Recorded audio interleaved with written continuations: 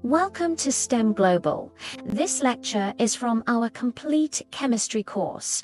Join weekly lectures and topic-wise MCQs and explanation. Let's begin. Okay जी so atomic structure में हम briefly इन तमाम चीज़ों को देखेंगे जो आप काफ़ी डिटेल में पढ़ चुके हैं और इनके तमाम इंपॉर्टेंट पॉइंट्स हम यहाँ पर डिस्कस करेंगे जिसमें डिस्कवरीज हैं रदरफोर्ड मॉडल है प्लैंक्स थ्योरी है और सिस्टमैटिकली एक एटम की जो प्रॉपर शेप है वो आपके पास कैसे आई थी। तो हमारे पास जो एटम की प्रेजेंट शेप है वो इस फॉर्म में है बट ये जो एटम का डिज़ाइन है it wasn't discovered all in a once. एक सीक्वेंस में ग्रेजुअली तमाम सब एटॉमिक पार्टिकल्स डिस्कवर हुए थे और सब एटॉमिक पार्टिकल्स किस तरह एडजस्ट हुए हुए हैं, किस तरह का उनका मॉडल है, उसको भी फिर सोचा गया था, उसको भी प्रूव किया गया था। तो वो तमाम चीज़ें अभी हम स्टेप वाइज देखेंगे। तो फर्स्ट ऑफ ऑल यहाँ पे था डिस्कवरी ऑफ इलेक्ट्रॉन जिसको जे थॉमसन ने किया था and he use the glass discharge tube. Glass discharge tube उसने यूज़ की थी जिसमें कैथोड और एनोड को यूज़ किया गया था। Pressure of the gas was reduce to about 0.1 millimetre mercury और यहाँ पे जब इलेक्ट्रिक चार्ज अप्लाई किया गया at a high voltage, the spark was observed at the other end of the glass discharge tube. और फिर फाइनली ये जो उसकी स्टडीज थी ऑब्जर्वेशंस थी उसमें ये मालूम हुआ कि since these are continuously bending toward the positive electrode तो they must have the negative charge on them. ठीक है, तो दे आर चार्ज पार्टिकल्स, तो इसलिए इसको बाद में इलेक्ट्रॉन्स का नाम दिया गया था। इसके अलावा भी इसकी बहुत सारी प्रॉपर्टीज़ थी जिसमें ये था कि इट प्रोड्यूस फ्लोरेसेंस और ये जो हैं दे कैन इनकी चार्ज टू मैस रेशो भी फाइंड की गई थी using the glass discharge tube. तो यहाँ पे चार्ज टू मैस रेशो भी इसने फाइंड की थी और इसमें भी अगर आप नोट करें तो ये वाला एरिया ग्लास डिस्चार्ज ट्यूब का ही है। ठीक है, अब इसमें एडिशनल पॉइंट क्या था कि यहाँ पे मैग्नेटिक फील्ड रखी गई थी और ये इलेक्ट्रिक फील्ड थी। Since charge particles are show some response to the magnetic field, तो क्या हुआ कि यहाँ पे they continuously incline toward the positive plate in presence of the electric field और मैग्नेटिक फील्ड की प्रेजेंस में यहाँ पे इन्होंने ए पॉइंट पे स्ट्राइक किया और जब यहाँ पे ये दोनों के पोटेंशियल को मेंटेन किया गया तो they were made to strike on point B. ठीक है, तो यहाँ पे इसने फिर कैलकुलेट करके चार्ज ऑफ इलेक्ट्रॉन डिस्कवर हो चुका था मिलिकन्स एक्सपेरिमेंट से, तो उसने charge to mass ratio calculate की थी that is 9.11 into 10⁻³ kg। Suppose आपके पास एक इलेक्ट्रॉन है, उसका एक पर्टिकुलर मैस है। ठीक है, उस मैस के साथ वो चार्ज किस पॉइंट पे जाके न्यूट्रल होगा। ठीक है, तो ये उसने ऐसे कैलकुलेट की थी। आपके पास जो चार्ज है वो इलेक्ट्रिक फील्ड को भी रिस्पॉन्स कर रहा है और मैग्नेटिक फील्ड को भी रिस्पॉन्स कर रहा है। आप इलेक्ट्रिक और मैग्नेटिक फील्ड को एडजस्ट करेंगे जहां पे वो जो उनकी जो फोर्स ऑफ अट्रैक्शन है वो नलिफाई हो और वो जाके बी पॉइंट पे स्ट्राइक हो। ठीक है, तो वो जो कैलकुलेशंस है शायद वो इंस्ट्रूमेंटल कैलकुलेशंस हैं, वो तो इतनी डिटेल में नहीं दी होती हैं, ना डिराइव्ड वैल्यूज दी होती हैं, लेकिन that came out to be 1.7588 into 10⁻11 coulomb per kg. ठीक है, इसके अलावा यहाँ पे ये भी जरूरी नहीं है कि ये ए पॉइंट पे ही स्ट्राइक हो, ये सिर्फ आपको क्लियर करने के लिए क्लियर पॉइंट्स बताते हैं। Magnetic field charge bodies magnetic field में डिफ्लेक्शन शो करती हैं। डिफ्लेक्शन शो करेगा, it can be on any point here, it can be A B. C का तो समझ आता है कि पॉजिटिव की तरफ इंक्लाइन हो रहा है, बी का तो समझ आता है कि न्यूट्रल हो गया, बट ए जो है वो जाहिर आपको सिंप्लीफाई करने के लिए बताते हैं it can strike on any point in absence of the electric field. और अगर आप मैग्नेटिक फील्ड ऑन करते हैं तो कहीं पे भी स्ट्राइक करता है रेडियल पाथ के साथ, तो इसका मतलब है वो मैग्नेटिक फील्ड को रिस्पॉन्स कर रहा है। ठीक है, जिंक सल्फाइड कोटिंग क्या होती है, जैसे आपके पास सपोज एक्सरे प्लेट होती है जहां पे इमेज आ जाता है, तो जिंक सल्फाइड पे भी क्या होता है जब रे स्ट्राइक करती हैं तो वहां पे वो स्पॉट्स आ जाते हैं, तो वो हमें आइडेंटिफाई करने में हेल्प देता है। देन हमारे पास है discovery of the positive raise, और डेफिनेटली पॉजिटिव रेज तब भी इमिट आउट हुई थी जब यहाँ पे कैथोड रेज डिस्कवर हुई थी, लेकिन वहाँ पे उस टाइम एक्सपेरिमेंटल सेटअप नहीं था कि आप पॉजिटिव रेज को ऑब्जर्व कर सकें। लेकिन जैसे टाइम के साथ साथ अमेंडमेंट हुई तो गैस डिस्चार्ज ट्यूब में ही एक डिज़ाइन को थोड़ा ऐसे चेंज किया गया कि वहाँ पे कैथोड को in the form of perforation ले लिया गया। तो इसीलिए या कैनाल्स के लिए भी वर्ड यूज होता है होल्स के लिए।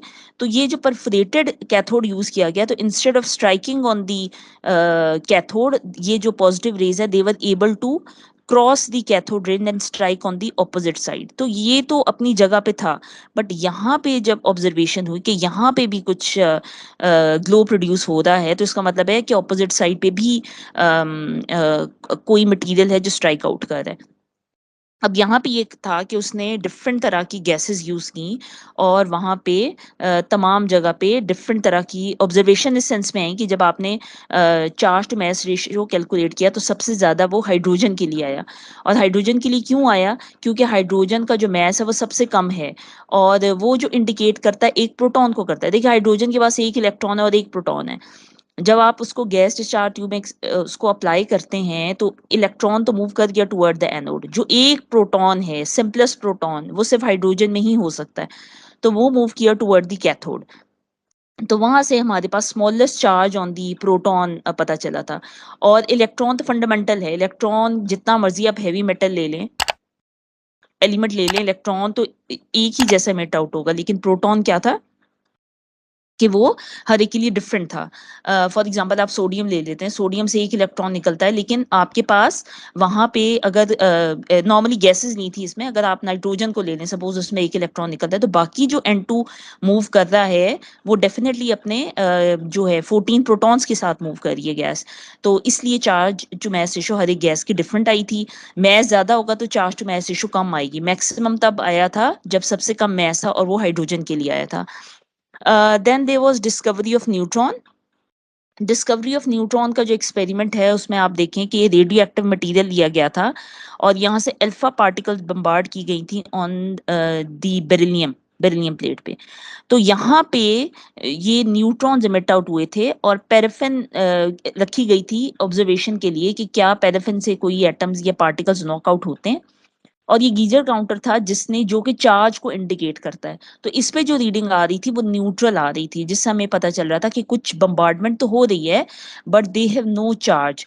अगर यहाँ पे ये रिएक्शन को देखें तो हुआ ये था कि हीलियम पार्टिकल्स जो हैं ये अल्फा पार्टिकल्स या जिन्हें हीलियम पार्टिकल्स कहा जाता है, तो ये बोरॉन इस तरह इस पे स्ट्राइक हुए थे।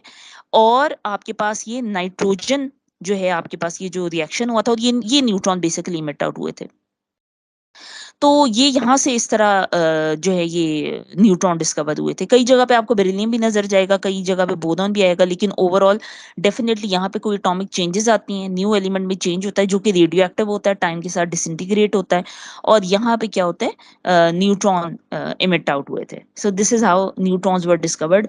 और बाद में फिर न्यूट्रॉन्स की फर्दर प्रॉपर्टीज स्टडी की गई थी, जिसमें से एक प्रॉपर्टी जो है that is regarding the fission and the fusion. जो फिजन का मतलब क्या है कि आपके पास न्यूट्रॉन को आप सपोज यूरेनियम 235 पे स्ट्राइक करवाते हैं, तो फिजन से क्या होता है, मजीद ब्रेकअप होता है। आपके पास ये यूरेनियम 236 में एब्जॉर्ब हो जाता है। Atomic mass is the due to the number of electrons and neutrons, protons और इलेक्ट्रॉन्स प्लस न्यूट्रॉन। तो 235 से 236 हो गया क्योंकि एक न्यूट्रॉन एब्जॉर्ब हुआ। और ये फर्दर डिसइंटीग्रेट होके इसने देखिए ये यहाँ पे फर्दर एलिमेंट्स बना दिए with their characteristic atomic number and with the neutrons. इसी तरह फ्यूजन में ये होता है कि आप नॉर्मली ड्यूटम या ट्रीटियम को यूज करते हैं और वो आपस में जब कंबाइन करते हैं तो उससे न्यूट्रॉन जेनरेट होता है, और आपके पास हीलियम रेज या और भी डिफरेंट तरह की जो है वो रेज इमिट आउट होती हैं। तो this is the difference between nuclear fission and nuclear fusion reactions. So this is the summary so far regarding the subatomic particles। और यहाँ पे ये चार्जेस की वैल्यूज हैं, कुछ वैल्यूज हैं, कुछ कांस्टेंट्स हैं जो साथ साथ आप पढ़ेंगे तो वो आपको याद होने चाहिए। उसमें कॉन्सेप्ट तो नहीं है लेकिन मेमोराइजेशन कहीं ना कहीं पे इन्वॉल्व है, तो वो वैल्यूज आपको याद होनी चाहिए। अब आ जाते हैं कि इम्पोर्टेंट जो डिस्कवरी है that is the Rutherford atomic model. तो रदरफोर्ड का मेन एडवांटेज क्या था? He basically gave the idea about the design of the atom. है क्या मतलब, इलेक्ट्रॉन्स भी हैं, प्रोटॉन्स भी हैं, न्यूट्रॉन्स भी हैं, पर किस तरह की अरेंजमेंट है उनकी। और वो जो अरेंजमेंट है उसने कैसे की थी, उसने यहाँ पे अल्फा पार्टिकल सोर्स ली थी, जिसने अल्फा पार्टिकल्स को स्ट्राइक करवाया था ऑन गोल्ड फॉयल। 0.0004 सेंटीमीटर उसकी विड्थ थी, थिकनेस थी। और जब यहाँ पे स्ट्राइक करवाया तो ही वाज ऑब्जर्विंग कि डिटेक्टिंग जो स्किन है ना, ये भी अगेन जिंक सल्फाइड की ही अक्सर जगह पे लिटरेचर में लिखा हुआ है। तो ये सर्कुलर फॉर्म में ये डिटेक्टिंग स्क्रीन है। अब ये ऑब्जर्व किया गया कि ये जो रेज हैं ये डायरेक्ट स्ट्राइक होने के बजाय they were being deflected at different angles. ठीक है, और ये एंगल्स आप देखें, अगर एक यहाँ पे रे आ रही है तो वो उसकी डिफ्लेक्शन के एंगल्स क्या हैं, this is at a very large angle. ये कुछ स्ट्रेट जा रही हैं और कुछ क्या हो रही है, हर तरह के एंगल्स पे डिफ्लेक्ट हो रही है। यहाँ से यहाँ पे देखें तो ये रेज कुछ तो स्ट्रेट पास हो गई, ठीक है, जो हम एक्सपेक्ट कर रहे थे। कुछ ने स्मॉल एंगल्स पे डिफ्लेक्ट किया और कुछ ने लार्ज एंगल्स पे किया, कुछ टोटली बाउंस बैक हो गई। तो यहां से उसने एटम के स्ट्रक्चर का जो पोस्टुलेट ये दिया था कि जो most of the volume of the atom है वो एम्प्टी है, और जो ज्यादातर मैस है दैट इज वेरी डेंस, जो कि सेंटर में है, और न्यूक्लियस स्मॉल है as compare to the total volume of the atom. Electrons जो है वो न्यूक्लियस के अराउंड हैं, और आपके पास जो हैवी कोर है, अब एटम का जो ज्यादा मैस है वो प्रोटॉन्स और न्यूट्रॉन्स की वजह से है। तो जो हैवी कोर है that is present inside the nucleus, that is why positive raise होती हैं तो वो यहाँ पे आकर जब उनका प्रोटॉन से इंटरेक्शन हुआ तो वो बाउंस बैक हो गई, और जो न्यूक्लियस से इंटरेक्ट नहीं हुई वो स्ट्रेट अवे पास हो गई। तो जितना उनका इनकाउंटर हुआ वो उसी एंगल से डिफ्लेक्ट बैक हो गई। तो यहाँ पे उसने बताया कि इलेक्ट्रॉन्स जो है वो आउटसाइड द न्यूक्लियस हैं, और जो हैवी कोर है that is of the neutrons and protons जो कि इनसाइड द न्यूक्लियस प्रेजेंट है। इसके बावजूद कुछ डिफेक्ट्स थे जो रदरफोर्ड एक्सप्लेन नहीं कर पाया था, बट स्टिल उसके मॉडल को अभी भी एक्सेप्ट किया जाता है, एक्सप्लेनेशन में होता है, क्योंकि हमें फर्स्ट आइडिया उसे नहीं दिया था।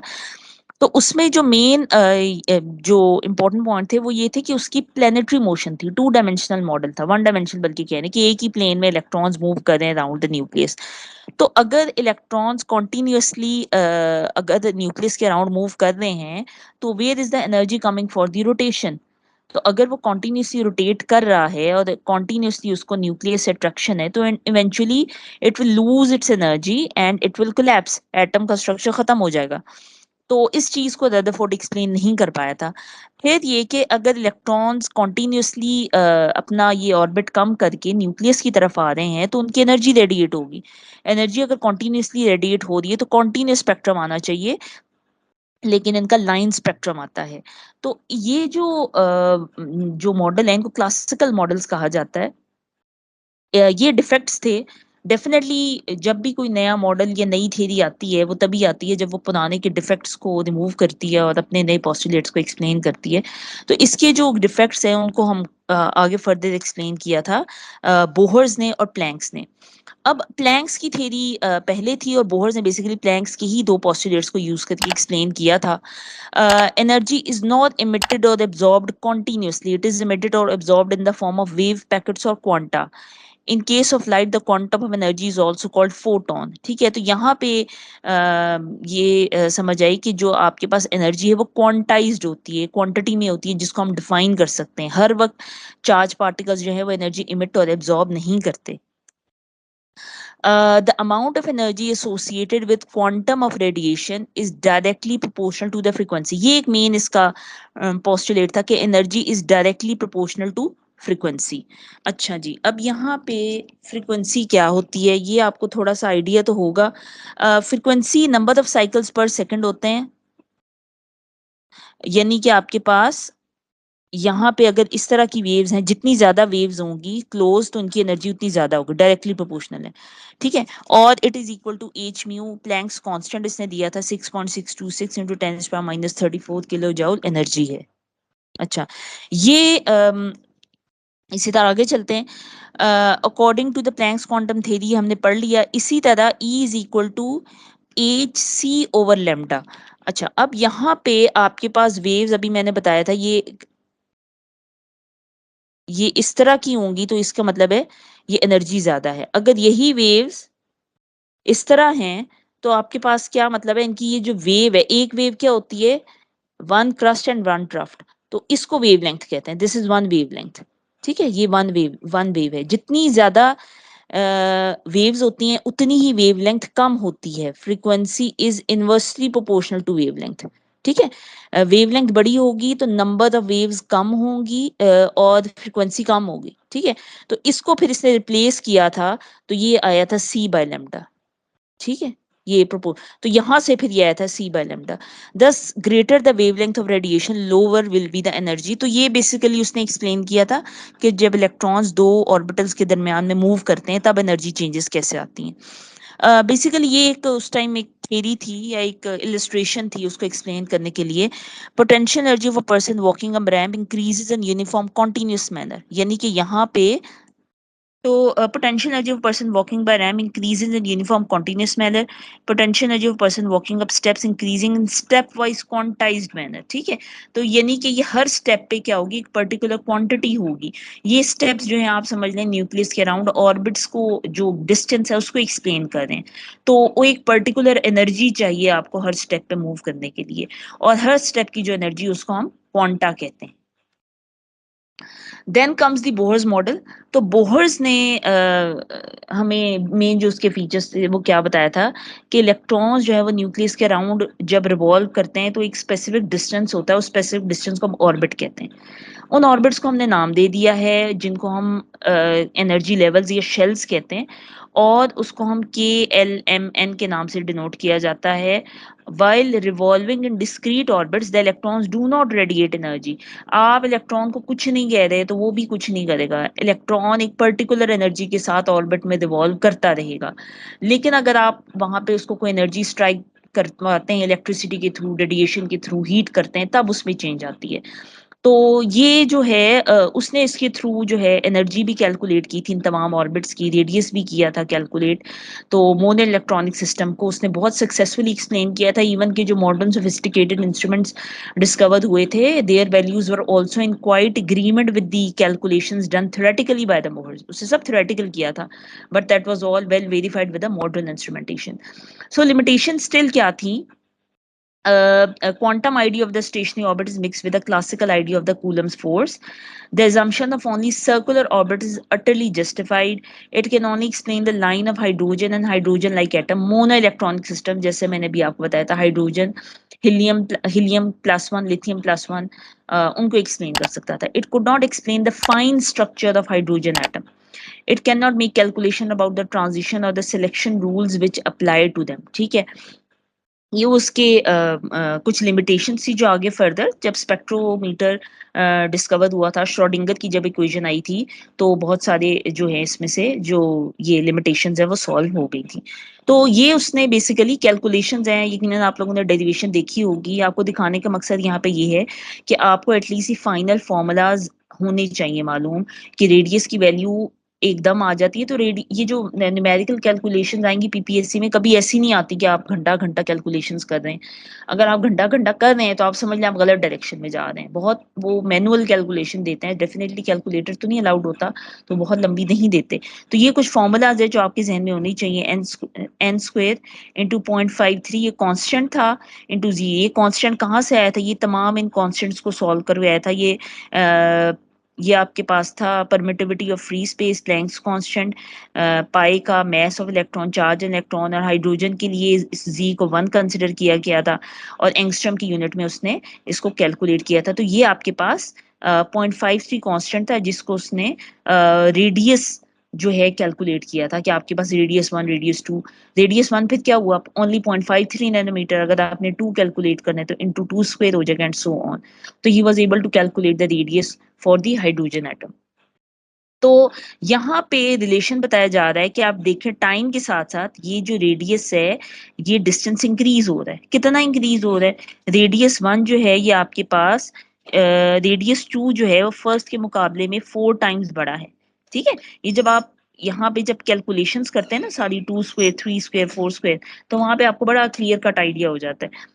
तो 4 टाइम्स बड़ा है। इसी तरह रेडियस 3 जो है वो रेडियस 1 के मुकाबले में 9 टाइम्स है, और रेडियस 4 जो है वो रेडियस 1 के मुकाबले में 16 टाइम्स है। ठीक है, तो जो डिस्टेंस है न्यूक्लियस के राउंड। इसका मतलब बेसिकली कंक्लूड करें तो ये है कि the orbits are not equally spaced around the atom.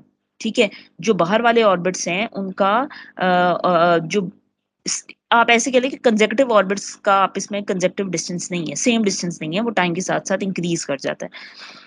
इसी तरह उसने एनर्जी ऑफ इलेक्ट्रॉन को भी कैलकुलेट किया गया था। एनर्जी ऑफ इलेक्ट्रॉन में दो चीजें ऑपरेट हो रही होती हैं, एक तो हम कैलकुलेट करते हैं due to the kinetic energy and the second is due to the potential energy. Kinetic energy और पोटेंशियल एनर्जी। काइनेटिक एनर्जी होती है due to the movement of electrons, उसको देखते हैं अभी। तो काइनेटिक एनर्जी में आपके पास सेंट्रीपिटल फोर्स इन्वॉल्व होती है that keeps the electron moving into the circular path, और इसी तरह ये अंदर की तरफ होती है। तो ऑपोजिट में क्या होती है, सेंट्रीफ्यूगल फोर्स होती है जो कि उसको ऑपोजिट डायरेक्शन में खींच रही होती है। यहीं पे कूलम्स फोर्स ऑफ अट्रैक्शन का फॉर्मूला यूज हुआ था कि के ई कांस्टेंट था E square over are square. आपको पता है कूलम्स जो फॉर्मूला है उसका क्या है कि दो चार्ज पार्टिकल्स के दरमियान जो अट्रैक्शन है वो इनवर्सली प्रोपोर्शनल होती है उनके दरमियान डिस्टेंस से। तो उसी को हमने यूज किया था कि आपके पास न्यूक्लियस और इलेक्ट्रॉन के दरमियान जो अट्रैक्शन है एट अ पर्टिकुलर डिस्टेंस, ये है इलेक्ट्रिक फोर्स ऑफ अट्रैक्शन, और ये उसके लिए फॉर्मूला है। इलेक्ट्रॉन तभी रिवॉल्व करेगा जब सेंट्रीपिटल फोर्स और ये इलेक्ट्रोस्टैटिक फोर्स ऑफ अट्रैक्शन जो है वो इक्वल है। ठीक है, तो ये तब तक मूव करेंगे। अच्छा, इसी तरह इसमें सेकंड जो था वो पोटेंशियल एनर्जी था, और पोटेंशियल एनर्जी के लिए आपके पास ये था कि electron whenever is electron move from the infinity near to the nucleus, तो आपके पास जो उसकी एनर्जी है वो कम होती है। ठीक है, और जैसे जैसे आप करीब लाते जाते हैं तो इलेक्ट्रॉन की एनर्जी कम होती है। तो वो हमारे पास एक फॉर्मूला था पोटेंशियल एनर्जी के लिए। तो जब आप energy of the electron calculate करते हैं तो उसमें पोटेंशियल एनर्जी और काइनेटिक एनर्जी दोनों को एग्जैक्टली इकट्ठे सॉल्व करके फिर आपके पास एनर्जी ऑफ इलेक्ट्रॉन का फॉर्मूला आता है। तो ये आपके पास एनर्जी ट्रांजिशन है, और ये एनर्जी ट्रांजिशन जो है ये आपके पास, इसका मतलब ये कि E2 माइनस E1 का क्या मतलब, ये कंजेक्टिव को रिप्रेजेंट नहीं करता है, ये जरूर जहन में रखिएगा। E2 means any higher orbit and E1 means any lower orbit. तो ये आपके पास E2 means any higher level और E1 means any lower level. Plus ये जो फाइनल डेरिवेशन थी उसने ये किया था Z square m e four 8 square epsilon naught square, और ये आप दोनों इलेक्ट्रॉन्स इनको जब सॉल्व किया तो आपके पास 13.6 इलेक्ट्रॉन वोल्ट आपके पास एनर्जी आई। तो आप कोई भी दो ऑर्बिट्स, फॉर एग्जांपल यहाँ पे 1 है और यहाँ पे 4 है, तो उनका स्क्वायर लेके उनको सॉल्व करके आप उसकी एनर्जी निकाल सकते हैं कि कितनी एनर्जी रिलीज हुई या कितनी एनर्जी एब्जॉर्ब हुई। ये कुछ डिफरेंट एनर्जी वैल्यूज दी हैं यहाँ पे, और आप ये देखें कि आपके पास ये जो एक्साइटेड स्टेट है यहाँ पे ये इमिटेड फोटॉन्स आपको बता रहे हैं, और ये इसी फॉर्मूला को लेके, जब भी आपको मैंने पिछली स्लाइड में बताई, इसी फॉर्मूला को लेके 13.6 जी स्क्वायर ये डिफरेंट वैल्यूज जो है वो एनर्जी कैलकुलेट की गई हैं। तो जो कंक्लूजन क्या है कि आपके पास कंक्लूजन ये है कि E2 माइनस E1, या E1 को आप अभी देखें कि आपके पास ये K शेल है, ये M शेल है, ये N shell and so on, first orbit, second orbit, third orbit. तो E2 minus E1 is greater than E3 minus E2, और which is greater than E4 minus E3। ठीक है, तो ये आपके पास फाइनल कंक्लूजन आती है। तो ये जहन में रखिएगा। मैडम यहाँ पे तो E1 की एनर्जी ज़्यादा नज़र आ रही है E2 से, और E3 की उससे ज़्यादा। तो मतलब जब न्यूक्लियस से दूर जाते हैं तो एनर्जी बढ़ती है, यहाँ पे हाँ कम जी, नज़र आ रही है। हाँ ये इनके साथ नेगेटिव भी है ना। ठीक है, आप फाइनल जब आंसर निकालते हैं ना तो नेगेटिव भी है, आप वो करके देखिएगा तो आपको क्लियर हो जाएगी ये बात। ठीक है, एक जो इम्पोर्टेंट हमें जो पॉइंट समझ आया था वो था ionisation energy for hydrogen atom. Ionisation energy का कॉन्सेप्ट बेसिकली यहाँ से आया था कि जब आप हाइड्रोजन को के इलेक्ट्रॉन्स को जब आप न्यूक्लियस के इन्फ्लुएंस से निकाल लेते हैं तो बेसिकली वो उसकी आयनाइजेशन एनर्जी होती है। यानी कि उसका मतलब है आप उसको इन्फिनिटी पे ले गए। इन्फिनिटी का मतलब ये होता है कि वो अब न्यूक्लियस के अंडर कंट्रोल नहीं है। तो जब वो इसने कैलकुलेट की, और कैसे कैलकुलेट की कि उसने E1 जो है वो 1 लिया, और E इन्फिनिटी जो है वो उसने वहां पे जो E2 है इन्फिनिटी ली, तो वो वैल्यू 0 आई। तो जो ये वैल्यू आई that was 1313 kilo joule per mole. तो ये ionisation energy of the hydrogen को इसको कंसिडर किया गया था इन किलो जूल पर मोल, क्योंकि डिफरेंट यूनिट्स है ना, जैसे अभी मैंने आपको पीछे इलेक्ट्रॉन वोल्ट में दिखाई, तो हाइड्रोजन की बेसिकली फर्स्ट टाइम इसमें कैलकुलेट की गई थी। तो ये बेसिकली एक उसका एडवांटेज था बोहर्स का कि he was able to calculate the ionisation energy for hydrogen atom. So what were the main defects, जो कि आगे फर्दर स्पेक्ट्रा का टॉपिक में आप देखेंगे सॉल्व हुए, कि he was not able to explain the spectrum of poly electron atoms, higher atoms जो आप कह लें कि आप इवन के बेरिलियम और बोरॉन पे भी चले जाएं, तो ही वाज नॉट, जो कैलकुलेशंस हैं they were not able to prove it. Fine structure of the hydrogen spectrum, motion of the electrons, Zeeman और स्टार्क इफेक्ट। जीमैन इफेक्ट क्या होता है, इलेक्ट्रॉन्स जो है they response in magnetic field, और Stark क्या होता है, they show response in electric field, और exact position and velocity of an electron उसने कैलकुलेट की थी, लेकिन आपके पास अगेन बेसिकली ये कि हायर एटम्स पे ये अप्लाई नहीं हो पा रही थी, हाइड्रोजन तक तो उसने एक्सप्लेन कर दिया था सही। देन आपके पास सोमरफील्ड मॉडल भी था, बेसिकली उसने ये कहा था कि इलिप्टिकल पाथ है, it is not circular path, ठीक है। तो इसका मतलब ये है कि जो इलेक्ट्रॉन्स हैं वो बहुत हर तरफ से उनका रेडियस क्या होता है, सेम नहीं होता, ठीक है। सो ये क्वेश्चन है, according to the Bohr's model the radius of the orbit is directly proportional to, कौन सी ऑप्शन करेक्ट होगी स्टूडेंट्स? अभी आपने किया है ये radius of the orbit, number 8। बिल्कुल जी, 0.53, हाँ जी, n n square, 0.53 into n square, ठीक है। अच्छा, ये स्पेक्ट्रम है यूनिवर्स का ओवरऑल, जो एक स्पेक्ट्रल वर्ल्ड है जिसमें हम रह रहे हैं। हम नॉर्मली विजिबल का आपको आइडिया होगा, और आपके पास ये जो है ये आपको बता रही है फ्रीक्वेंसी।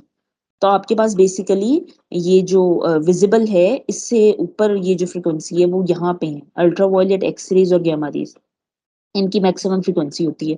और इंफ्रारेड, माइक्रोवेव और ये रेडियो फ्रीक्वेंसीज जो होती हैं, इनकी क्या होती है, कम वेवलेंथ होती है। जैसे आपको पता है इंफ्रारेड को लो एनर्जी वेव्स भी कहा जाता है जब आईआर स्पेक्ट्रा पढ़ते हैं। तो ये जो है ये स्पेक्ट्रम जो है ये बेसिकली एनर्जी पैटर्न शो करता है। हमारे पास जो है यूवी स्पेक्ट्रम भी हम इंस्ट्रूमेंट्स में यूज करते हैं, एक्सरे से मेडिकली फेमिलियर हैं, और माइक्रोवेव्स भी आप यूज करते हैं। इसके अलावा जो रेज रिमोट कंट्रोल से निकलती हैं, एंटेनाज में यूज होती हैं, मोबाइल्स में यूज हो रही होती हैं, तो वो तमाम क्या है वो इस रेंज में लाई करती हैं।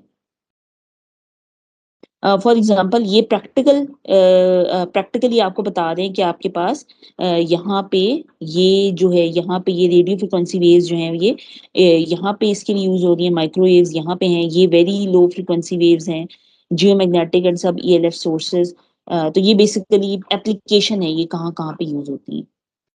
तो यहाँ पे बस ये जहन में रखिए, पैटर्न में कभी भी इस लिहाज से एमसीक्यूज आ जाए तो ये पैटर्न आपके जहन में होना चाहिए कि विजिबल से आपके पास राइट की तरफ क्या है, ये gamma, X ray, ultraviolet rays जो है ये इनकी क्या होती है, हाई फ्रिक्वेंसी होती है। आईआर, माइक्रोवेव, रेडियो की क्या होती है, लो फ्रिक्वेंसी होती है। लो एनर्जी वेव्स है, जाहिर है ये हाई एनर्जी वेव्स है। अच्छा, अब हम देखते हैं स्पेक्ट्रास को। स्पेक्ट्रास क्या होते हैं, स्पेक्ट्रास आपके पास एक लाइन स्पेक्ट्रम होता है और एक बैंड स्पेक्ट्रम होता है, इसी तरह कॉन्टिन्यूस स्पेक्ट्रम है, उनको हम देखते हैं। तो line spectra resulting from atoms, atoms have electronic energy levels, absorption or emission involves transition between discrete states with no possibilities। इसी तरह इनमें वाइब्रेशनल और रोटेशनल एनर्जी होती है। इससे पहले मैं आपको ये एक्सप्लेन कर देती हूँ मेरे ख्याल कि आपके पास okay fine, emission spectra, line spectra emitted by hot monoatomic gases, और बैंड स्पेक्ट्रा क्या होता है, emitted by gases with more than one atom per molecule। इसमें ये होता है कि आपके पास अगर आप किसी एटम को हीट करते हैं, मोनोटॉमिक गैसेस को जब आप हीट करते हैं तो आप एनर्जी देते हैं, तो क्या होता है वो कुछ एनर्जी उसमें से एब्जॉर्ब कर लेती है, ठीक है। अब वही लाइट, सपोज आपने जो लाइट पास की, हीट पास की, एनर्जी सोर्स की है, वो सब्सटेंस से गुजरी, उसने कुछ वेवलेंथ्स को एब्जॉर्ब कर लिया, ठीक है। एब्जॉर्ब कर लिया और बाकी वेवलेंथ क्या होगी, पास ऑन होगी। तो जो एब्जॉर्ब कर लिया उसको हम कहते हैं एब्जॉर्प्शन स्पेक्ट्रम। ये जो ब्लैक स्पॉट्स हैं ये आपको रिप्रेजेंट कर रहे हैं कि ये पर्टिकुलर वेवलेंथ क्या है उसने एब्जॉर्ब कर ली है। बाकी स्पेक्ट्रम ऐसे है, उसका जो जो एनर्जी पैटर्न था इलेक्ट्रॉन्स का, जो पर्टिकुलर डिस्टेंस है न्यूक्लियस के अराउंड, उसके अकॉर्डिंगली जो उसको सूट करती थी उसने वो सूट कर ली, इसको एब्जॉर्प्शन स्पेक्ट्रम कहते हैं। इसी तरह आपके पास इमिशन स्पेक्ट्रम में क्या होता है कि आपके पास ये जब आपके पास आप सब्सटेंस पे सपोज उसको आप कोई हीट करते हैं तो इलेक्ट्रॉन एक्साइटेड स्टेट में एनर्जी को इमिट आउट करते हैं, ठीक है। एक में तो हमने पढ़ा था उसने रेडिएशन एब्जॉर्ब कर ली, दूसरे में आपने सपोज उसको हीट किया और उसने इलेक्ट्रॉन एक्साइट हुए और दे एक्साइट में क्या होता है कि वो लोअर ऑर्बिट से हायर ऑर्बिट पे गए हैं, हायर ऑर्बिट पे गए हैं तो फिर ट्रांजिशन होती है और जो एक्सेस एनर्जी वो इमिट आउट होती है, वो जो इमिट आउट होती है वो हमें इन द फॉर्म ऑफ यहाँ पे कलर्स की फॉर्म में नजर आती है वो। अच्छा, ये तब होता है जब वो विजिबल स्पेक्ट्रम की रेंज में आ रहे हो, अदरवाइज ये रीडिंग्स होती हैं, ठीक है। और ये वो कॉन्टिन्यूस स्पेक्ट्रम है जो कि आप लाइट बल्ब पे देखते हैं या रेनबो के थ्रू देखते हैं। तो ये बेसिकली आपके पास फाइन स्पेक्ट्रम होते हैं। बैंड स्पेक्ट्रम वो होते हैं जिनके पास ये फाइन लाइंस ना हो, इनके पास यहाँ पे आपके पास थिक बैंड्स आ रहे हो। तो बेसिकली ये जो लाइन इमिशन और एब्जॉर्प्शन स्पेक्ट्रम अगर आप एक ही एटम पे अप्लाई करें तो उनका मैग्नीट्यूड एक ही होता है, सिर्फ टेक्निकलिटी का फर्क होता है। आप ऐसे नहीं होगा कि आप एक जगह पर रेडिएशन एब्जॉर्ब करवा रहे हैं तो और तरह का स्पेक्ट्रम आएगा और आप उसको हीट करें तो और तरह का आएगा, नहीं, वो एक ही आएगा, लेकिन एक में डार्क बैकग्राउंड और ब्राइट लाइंस होंगी और एक में ये उसके ऑपोजिट हो जाएगा। देन यहाँ पे ये आपके पास यहाँ से देखें, ये इमिशन और एब्जॉर्प्शन स्पेक्ट्रम का मैग्नीट्यूड और डिस्टेंस एक ही है आपके पास।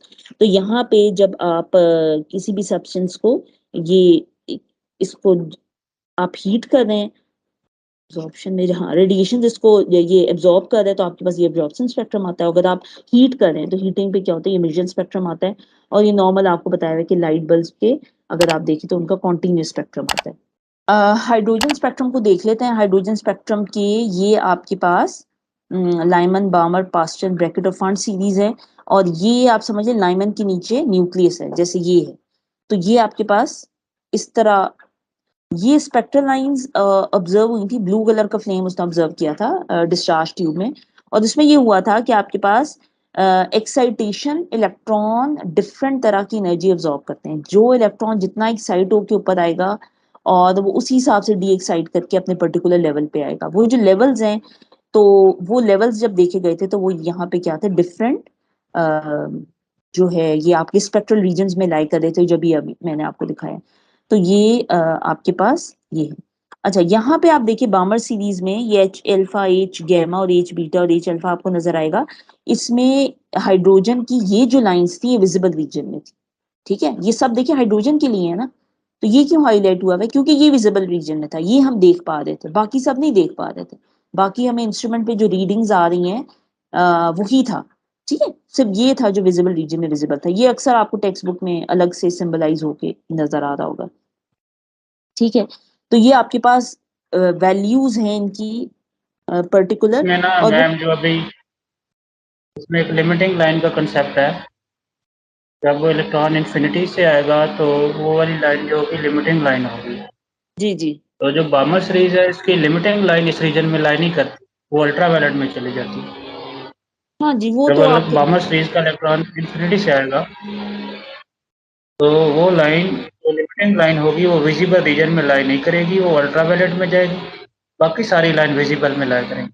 हाँ जी, ये मैं इसीलिए आपको ये बता रही थी कि ये एक उसमें आया हुआ था एमसीक्यू में, एक एच अल्फा बीटा के लिहाज से ना, उस लिहाज से मैंने एक्सप्लेन किया। Thank you for the additional point. अच्छा, यहाँ पे ये हो गया, ठीक है। अच्छा, अब ये जो कैलकुलेशन हुई थी लाइमन की, ये सारी जो हमने अभी एनर्जी ऑफ द इलेक्ट्रॉन का जो हमने पढ़ा है ना, उसमें नहीं, खैर एक कांस्टेंट भी था, दोनों ऑर्बिटल्स के दरमियान जो ट्रांजिशंस होती हैं, तो ये तमाम कैलकुलेटेड वैल्यूज थी और जो बाद में इंस्ट्रूमेंट के थ्रू भी प्रूव हुई थी, ठीक है। तो ये तमाम इसमें लाइमन पे क्या होगा, आपका लोअर ऑर्बिटल, जैसे आप कहते हैं n2 square minus n1 square, तो n1 हमेशा 1 होगा और n2 कोई भी हो सकता है इनमें से। इस सब ब्रैकेट के लिए आप करते हैं कि जी n2 square minus n1 square, तो n2 क्या होगा, कोई भी हायर हो सकता है, लेकिन n1 ब्रैकेट के लिए क्या होगा, 4 होगा, ठीक है। तो ये वैल्यूज आपके जहन में होनी चाहिए कि ये जो है तमाम स्पेक्ट्रल लाइंस है, इनके लिए n1 डिफरेंट है।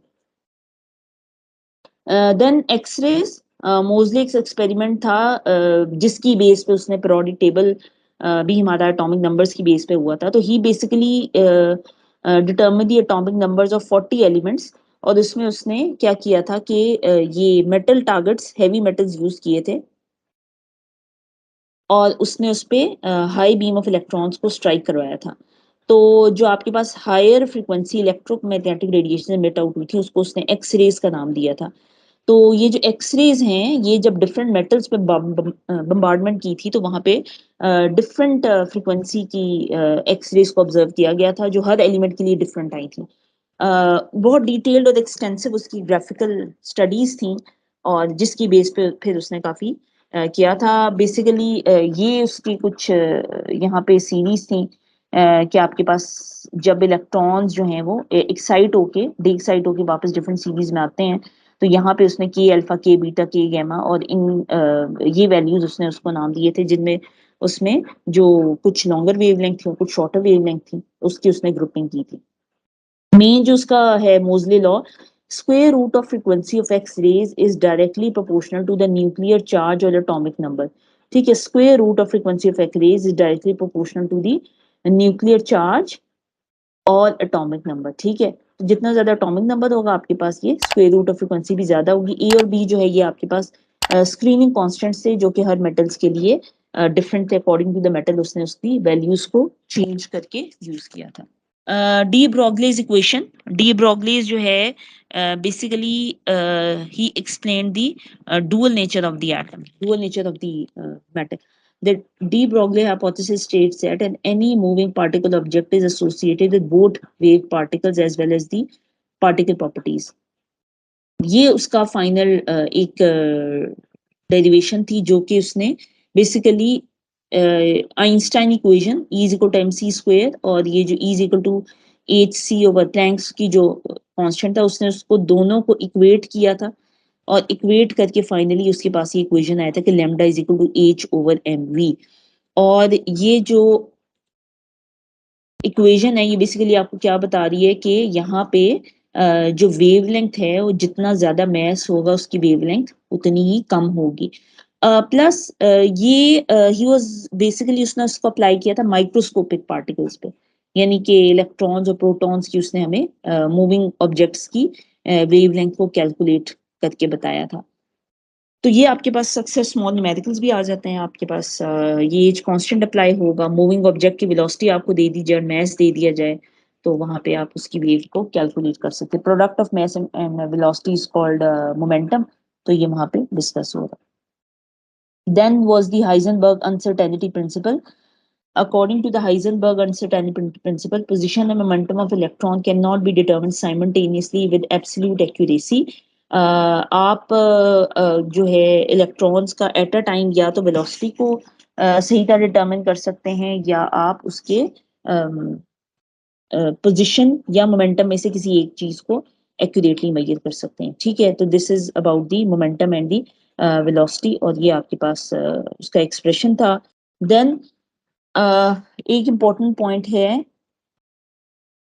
Quantum numbers. ठीक है, क्वांटम नंबर्स को देख लेते हैं। क्वांटम नंबर्स जो हैं बेसिकली इलेक्ट्रॉन के से रिलेटेड है, इलेक्ट्रॉन की आइडेंटिटी जो है वो क्वांटम नंबर्स हैं। तो जैसे हम अपने आईडी कार्ड पे एक पर्टिकुलर आइडेंटिफिकेशन हमारे पॉइंट्स होते हैं, नेम है और सिटी है, डेट ऑफ बर्थ है, तो इलेक्ट्रॉन को जो डिफाइन करते हैं वो ये 4 पैरामीटर्स करते हैं: principal quantum number, azimuthal, magnetic और स्पिन क्वांटम नंबर। तो जो प्रिंसिपल क्वांटम नंबर है वो डिपेक्ट करता है as the name is indicating main, उसका डिस्टेंस, मेन उसकी शेल जो है उसको डिफाइन करता है, और distance of the electron from the nucleus. ठीक है, तो जैसे आपके पास ये के शेल है, एन शेल है, ये सारे जो है आपके पास एकदम आपको डिस्टेंस का आइडिया हो जाता है। इसी तरह आप उससे आपको एनर्जी का भी आइडिया हो सकता है, उसी से आपको रेडियस का भी आइडिया हो सकता है, पोजीशन ऑफ द इलेक्ट्रॉन का भी आइडिया होता है और साइज ऑफ द एटम का भी आइडिया हो जाता है। ठीक है, तो प्रिंसिपल क्वांटम नंबर से आपको ये फायदा होता है। अब हमारे पास ये जो शेल्स हैं इनके अंदर सब शेल्स होती हैं, तो वो जो सब शेल्स हैं उसको डिफाइन करता है एजीमुथल क्वांटम नंबर। तो एजीमुथल क्वांटम नंबर जो है वो basically shape of the orbitals को बताता है और ऑर्बिटल्स जो है वो 4 हैं, एस, पी, डी और एफ। और ये एक शेल के अंदर कितने सब शेल्स होते हैं और सब शेल्स के अंदर ऑर्बिटल्स होते हैं। ठीक है, ये कॉन्सेप्ट जरूर क्लियर रखिएगा। शेल्स के अंदर सब शेल्स हैं और सब शेल्स के ऑर्बिटल्स हैं। एक शेल में कितने सब शेल्स होते हैं कैसे पता चलेगा? जो उसका नंबर है शेल का उतने ही उसमें सब शेल होते हैं। फॉर एग्जाम्पल ये n इज इक्वल टू 1 है तो इसमें एक ही सब शेल है s, n is equal to 2 है तो इसमें 2 सब शेल है, और n इज इक्वल टू 3 है तो इसमें 3 सब शेल है। n इज इक्वल टू 1 में जो सब शेल है वो क्या है? s है। n इज इक्वल टू 2 में जो सब शेल है वो 2 है, s है और p है, ठीक है। और n इज इक्वल टू 3 में 3 सब शेल आ जाते हैं, s p और d, और 4 में s p d और f। और बेसिकली सबशेल्स जो हैं वो उनके आगे फर्दर ऑर्बिटल्स होते हैं। फॉर एग्जांपल हम कहते हैं कि पी सबशेल है तो पी सबशेल के आपको पता है 3 ऑर्बिटल्स हैं, two P X, P Y और पी जी। और हर ऑर्बिटल में मैक्सिमम कितने इलेक्ट्रॉन आ सकते हैं? ऑर्बिटल में हमेशा मैक्सिमम 2 इलेक्ट्रॉन आ सकते हैं। ऑर्बिट में कितने आ सकते हैं? ये आपके पास यहाँ पे देखें, फर्स्ट शेल में 2 इलेक्ट्रॉन्स आते हैं, सेकंड शेल में आपके पास 6 आते हैं, थर्ड शेल में आपके पास जो है ये 18 आ जाते हैं। तो ये आपके पास ठीक है, तो ये आपके पास ये डिफरेंट शेप्स के होते हैं। एस ऑर्बिटल स्फेरिकल होता है और पी ऑर्बिटल जो होता है वो उसको डम्बल शेप भी कह देते हैं, और जो डी ऑर्बिटल्स होते हैं उनको कॉम्प्लिकेटेड भी कहा जाता है अक्सर जगह पे, और एफ ऑर्बिटल्स भी क्या होते हैं? कॉम्प्लिकेटेड होते हैं। ठीक है, ये हो गया। देन आपके पास है मैग्नेटिक क्वांटम नंबर। अच्छा, मैग्नेटिक क्वांटम नंबर जो है ये बेसिकली जब डी जनरेट होते हैं ऑर्बिटल्स, यानी कि जब इलेक्ट्रॉन्स एक ही एनर्जी पे होते हैं, लेकिन अगर उन पे मैग्नेटिक फील्ड अप्लाई की जाए तो वो मैग्नेटिक लाइंस ऑफ फोर्स के साथ डिफरेंट तरीके से इंटरेक्ट करते हैं। और 3 तरह के ओरिएंटेशन, सॉरी पी में 3 तरह की ओरिएंटेशन शो होती है, लेकिन क्या होते हैं वो डिफरेंट तरीके के ओरिएंटेशन को शो करते हैं। यहाँ पे जैसे हम देख लेते हैं, जैसे यहाँ पे पी है, अब एस के लिए मैग्नेटिक क्वांटम नंबर जो है 0 कंसिडर होता है, value m is equal to 0, क्योंकि ये स्फेरिकल होता है तो मैग्नेटिक लाइंस ऑफ फोर्स हर तरफ से इक्वली इफेक्ट करती हैं। लेकिन ये जो पी है ये क्या होता है? डिफरेंट तरीके से इंटरेक्ट करता है, तो ये एक्स वाई और जी में क्या होता है? डिफरेंट तरीके से इंक्लाइन हो जाता है। इसी तरह जो डी है वो 5 इसकी ओरिएंटेशंस होती हैं, और एफ जो है वो इसकी 7 ओरिएंटेशंस होती हैं अलोंग दी 3 डायमेंशनल स्पेस। आप देखिए तीनों में इनको एक्स वाई और जी एक्सिस को शो करके बताया गया, ठीक है। तो ये जो है इसने जी मैन इफेक्ट को एक्सप्लेन किया था। बोहर्स का जो डिफेक्ट था कि he was not able to explain the Zeeman effect, तो ये basically due to magnetic quantum number आपके पास है। तो ये समरी है, डिस्टेंस बताता है, ये शेप बताता है, ये ओरिएंटेशन है, ऑर्बिटल्स किस डायरेक्शन में है, ठीक है। लास्ट में हमारे पास आ जाता है spin quantum number. Spin quantum number किसी भी इलेक्ट्रॉन की क्लॉकवाइज और एंटी क्लॉकवाइज मोशन को एक्सप्लेन करता है। एक ऑर्बिटल में अभी मैंने आपको बताया था 2 इलेक्ट्रॉन्स होते हैं, तो 2 इलेक्ट्रॉन्स पेयर्ड होते हैं, एक की जो स्पिन है वो क्लॉकवाइज होती है और एक की क्या होती है? एंटी क्लॉकवाइज होती है। तो ये जो क्लॉकवाइज और एंटी क्लॉकवाइज का मतलब ये होता है कि ये इलेक्ट्रिक या आपस में जब एक ऑर्बिटल में होते हैं तो एक ही स्पिन के साथ नहीं होते, पेयरिंग इनकी होती है। और इसीलिए जो फाइन स्पेक्ट्रम आया था बोहर्स में कि आपके पास इलेक्ट्रॉन तो एक ही था, या उसने 2 क्लोज डिस्टेंस लाइंस को ऑब्जर्व किया था। वो क्यों किया था? कि जो क्लॉकवाइज मूव कर रहा है वो स्पेक्ट्रा से, मैग्नेटिक लाइन से डिफरेंट तरीके से इंटरेक्ट करता है, और एंटी क्लॉकवाइज डिफरेंट तरीके से करता है। तो वो क्या होता है? वो आपको 2 क्लोजली स्पेस लाइंस की फॉर्म में स्पेक्ट्रा नजर आता है। अच्छा, इसी तरह आपके पास ये तो जो है 1s 2s और 3s में डिफरेंस है। जैसे जैसे आप न्यूक्लियस से दूर जाते हैं, शेल्स का साइज बड़ा होता जाता है, तो उसमें जो सब शेल्स हैं एस, तो जो 1 ऑर्बिटल का जो सब शेल है एस का वो स्मॉल साइज का होगा, 2 का बड़े साइज का, एंड सो ऑन।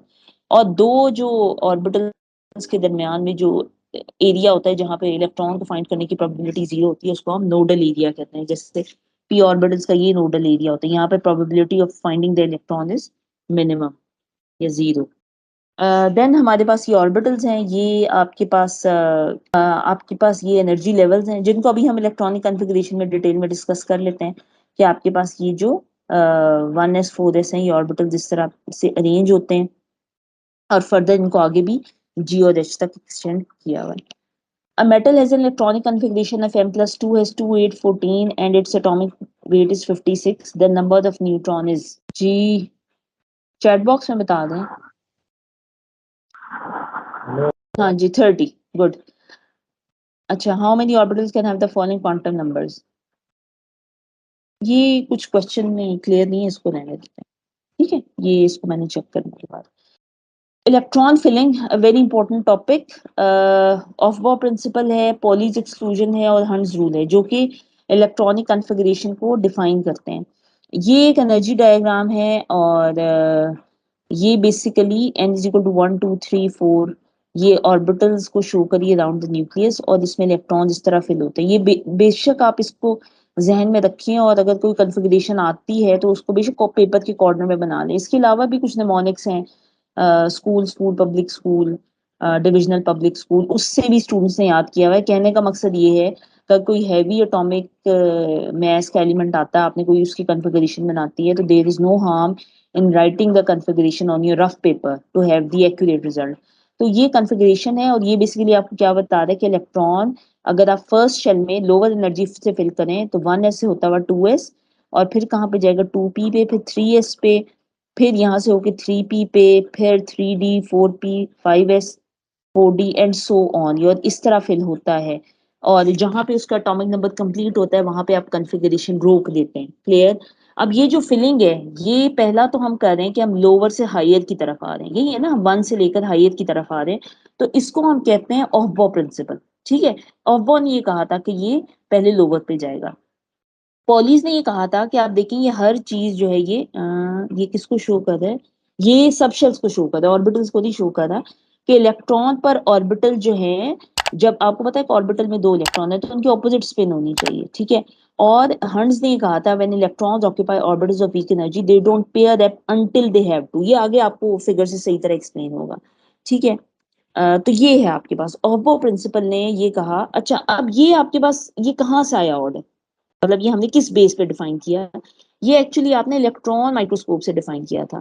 ये जो हमने ऑर्बिटल, ये तो फिगर हमने अपनी आसानी के लिए बनाई है ना, लेकिन जब आपने इलेक्ट्रॉन माइक्रोस्कोप पे देखा था तो आपको बेसिकली ये इलेक्ट्रॉनिक क्लाउड ऐसे ही नजर आ रहे हैं। वो जो ब्लैक कलर का इलेक्ट्रॉन माइक्रोस्कोप की स्क्रीन होती है ना, उसमें ग्रीन ग्रीन से इलेक्ट्रॉनिक क्लाउड एक्चुअल में आपको इस डिस्टेंस पे नजर आए थे, तो हमने वो ड्रॉ किया, ठीक है। तो हमें ये पता चले 1s है, उससे ऊपर 2s है, फिर 2p है, और फिर इसके ऊपर 3s है, फिर 3p एंड सो ऑन। तो इलेक्ट्रॉन्स जो है वो होने का आप ऐसे फिल करें। अब चूंकि ये ऑर्डर जो है इसको थोड़ा सा, इसको हर समझना और ऐसे लिखना हर दफा मुश्किल है, तो आसानी के लिए फिर डिफरेंट ये तरीके बने हुए हैं कि आप कन्फिगरेशन को ऐसे याद कर लें। तो ये पहला ऑफ बॉ है, क्या पहले इलेक्ट्रॉन्स हायर से लो पे जा रहे हैं तो इलेक्ट्रॉन पहले लो पे फिल होगा फिर हायर पे फिल होगा। पॉलीज एक्सक्लूजन प्रिंसिपल ये कह रहा है कि एक ऑर्बिटल में ऑर्बिटल 1s भी हो सकता है, px py या pz में से भी कोई हो सकता है, और d के 5 में भी से भी कोई हो सकता है। इलेक्ट्रॉन्स हमेशा पेयरिंग में आएंगे, ठीक है। अगर एक है तो उसकी स्पिन कन्वेंशनली हम नीचे भी शो करते हैं, ऊपर भी कर दें तो कोई हर्ज नहीं है कि उसकी स्पिन, लेकिन जब 2 हैं तो वो जो है वो सेम स्पिन के साथ नहीं होते, वो हम हमेशा पेयर्ड के साथ होते हैं, ठीक है, पेयर्ड स्पिन होती है। हर्ट्ज रूल ने क्या कहा था कि फिलिंग डी जेनरेट ऑर्बिटल, अब ये एस पे नहीं अप्लाई होता क्योंकि वो एक ही है। पी के देखिए 3 ऑर्बिटल होते हैं, P X P Y P Z. अच्छा, अब सपोज आपने 3 इलेक्ट्रॉन फील करते हैं, 3 किसके वैलेंस में होता है? नाइट्रोजन के वैलेंस में। नाइट्रोजन की वैलेंस में 3 है, तो आप कैसे फिल करेंगे? पहले एक्स फिर वाई फिर जी। क्लियर? आप ऐसे नहीं करेंगे पहले एक्स में पेयरिंग करेंगे फिर बचेगा तो वाई में, नहीं। डीजेनरेट इसका मतलब है वो सेम एनर्जी में है, they don't want to pair up until there is no option. अच्छा, अब अगर चौथा इलेक्ट्रॉन आ गया तो पेयरिंग होगी, ठीक है। लेकिन अगर 3 इलेक्ट्रॉन है तो this is not the correct arrangement, ठीक है। तो जो एग्जैक्टली स्टेटमेंट क्या थी कि the electrons prefer to occupy different orbitals with same spin rather than same orbital with different spin. तो ये इलेक्ट्रॉन की फिलिंग का है। अच्छा, ये तो हम कर चुके हैं। हाँ जी, which one occurs in whole numbers always, क्या हो सकता है इसमें से? Atomic weight, molecular weight, equivalent weight, and none of these. Atomic number में। Atomic number. अच्छा, ये एक श्रोडिंगर वेव इक्वेशन थी जिसने ये बताया था कि the position of particle is distributed through space like the amplitude of a wave, wave nature of the उसको उसने एक्सप्लेन किया था, जहां भी ये क्या था, they can be the probability of finding the electron at any particular point around the nucleus. और in quantum mechanics, a wave function describes the motion and location of a particle. A wave function is just a mathematical function which may be large in one region, small in others, and zero elsewise. तो ये भी side function जो है ये अगर आप solve करना आता है तो वेल एंड गुड, अदरवाइज ये एक्सप्रेशन जो है ये इसको जरूर ध्यान में रखें। अच्छा, ये तो थोड़ा इनडायरेक्ट है, लेकिन बस ये हाइब्रिडाइजेशन है। आपके पास s और p ऑर्बिटल्स की अरेंजमेंट जो है ये जो आपके पास 2sp ऑर्बिटल्स हैं, इनकी अरेंजमेंट 180 है। ये आगे हम डिटेल में पढ़ेंगे इंशाल्लाह। और 3sp2 हाइब्रिड ऑर्बिटल्स जो हैं ये 120 पे होते हैं, और 3p और 1s हो तो ये 4 हाइब्रिड ऑर्बिटल्स होते हैं, उनकी टेट्राहेड्रल अरेंजमेंट होती है। और आपके पास ये जब d ऑर्बिटल्स आ जाते हैं तो dsp3 है, एंड सो ऑन, ये d2sp3 है। तो ये इंशाल्लाह आपको ये भी बताएंगे इनको एट अ ग्लैंस आप how can you determine the hybridisation by just looking at the molecule. ये पर्टिकुलर एग्जांपल्स हैं, कुछ तो फेमिलियर होंगे और कुछ आगे हम आपके साथ डिटेल से कर लेंगे। ठीक है, तो ये structure of the atomic structure से आज के लिए इतना ही है। और इससे रिलेटेड आपका कोई क्वेश्चन है तो पूछें, कुछ मटेरियल आपसे डिस्कस किया गया है, तो बाकी जो है वो, हाँ जी, एनी क्वेश्चंस अगर कुछ हैं तो आप बता दें।